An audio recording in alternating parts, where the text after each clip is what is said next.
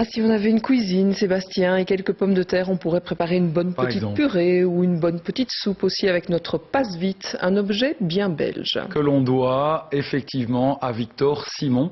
Cet homme est né dans un milieu défavorisé en 1888 à Carnières dans le Hainaut et fin des années 20, eh bien, il invente ce fameux passe-vite. Un ustensile révolutionnaire pour les ménagères. Victor Simon qui a d'ailleurs une descendance admirative.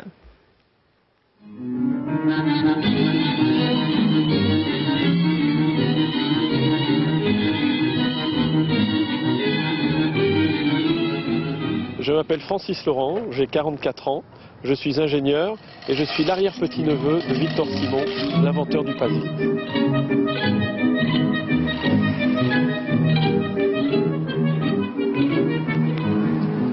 Victor a toujours vécu à Carnières, c'est là qu'il a inventé le passe-vite et que le passe-vite a été construit.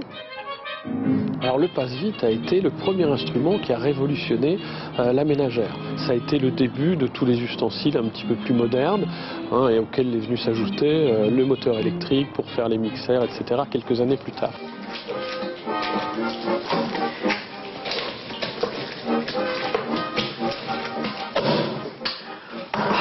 Depuis le temps, on aurait bien pu inventer autre chose que ce fichu pilon. Ce qu'on raconte, c'est que Victor était dans la cuisine avec sa femme, Lucienne, qui passait les légumes à travers la passoire en aluminium et son pilon en bois, et qui pestait en disant « mais je comprends pas qu'on n'ait pas encore inventé autre chose pour pour faire la soupe ». Et c'est là, dit-on, qu'il a pris son petit carnet et qu'il a dessiné le croquis de ce que serait le passe-vite quelques mois plus tard. Pour y mettre une manivelle de façon à remplacer le mouvement vertical du pilon par une rotation.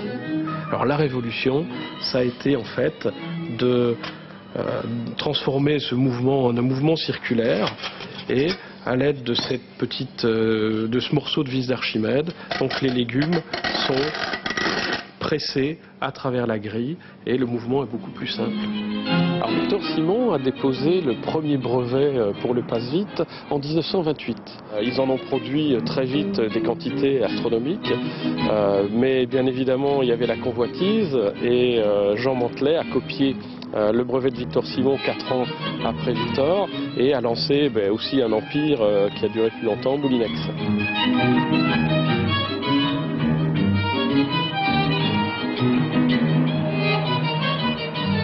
La copie du brevet a quand même été assez mal vécue dans la famille au niveau de Victor. Il a passé beaucoup de temps à défendre les intérêts du passe-vite et ne comprenait pas pourquoi on ne pouvait pas protéger son invention.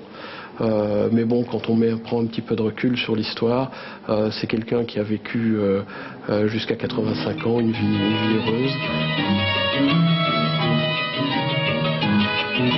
Alors, il faut savoir que Victor Simon vient d'une famille très très modeste. Il a perdu sa mère à 6 ans et il a tout de suite dû travailler. Il a travaillé à la mine, d'abord en surface, ensuite au fond de la mine, mais il a toujours eu une volonté farouche de s'en sortir. Et il a suivi des cours du soir à l'école industrielle de Morlanway.